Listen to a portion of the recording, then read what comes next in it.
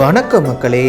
வாழைப்பழைக்க துபாயில் அன்னைக்கு ஒரு நாள் என்ன ஆச்சுன்னா, மட்ட மதியானத்தில் பழைய சோறையும் பழைய குழம்பையும் வச்சு சோத்தை தின்னுட்டு இப்படியே நான் வேலைக்கு போயிட்டேன். அப்புறம் கொஞ்ச நேரம் கழித்து பார்த்தா சாயங்காலம் ஆயிடுச்சு.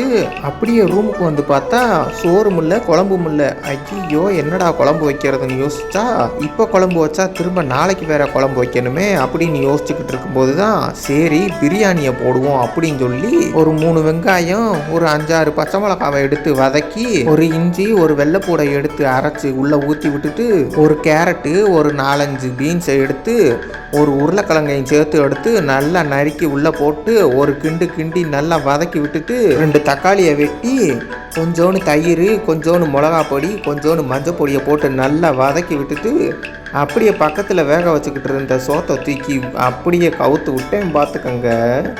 அப்படியே பிரியாணி ரெடி ஆகி போச்சு. அப்படியே ஒரு மூடியை எடுத்து நல்லா இறுக்கி மூடி விட்டு நல்லா குப்புன்னு புகை வரவும் கொஞ்சம் நேரம் கழித்து தூக்குனா அப்படியே பிரியாணி தான் போங்க. ஆம்பூர் பிரியாணி அண்ணன் அப்போவே சொன்னார், வடித்த தண்ணியை எடுத்துருங்கன்னு சொல்லி. அதை மறந்துட்டேன் நான். வடித்த தண்ணியோட தூக்கி உள்ளே ஊற்றி விட்டேன் போல். கொலன்னு இருந்துச்சு கொஞ்சோன்னு சோறு. சரி என்ன செய்கிறது, நமக்கு வந்தது அம்பிடுத்தேன்னு சொல்லிட்டு நல்லா போட்டு ஆவி பறக்க நடுராத்திரியில் தின்றோம்னா அருமையாக இருந்துச்சு. கருவாடு வேறு சைடிஷு. அருமையான பிரியாணி ரெடி ஆகி போச்சுங்க. அப்படியே சாப்பிட்டுட்டு இரவை முடிச்சாச்சு. வீடியோ பிடிச்சிருந்துச்சுன்னா லைக் பண்ணுங்கள், ஷேர் பண்ணுங்கள், சப்ஸ்கிரைப் பண்ணுங்கள்.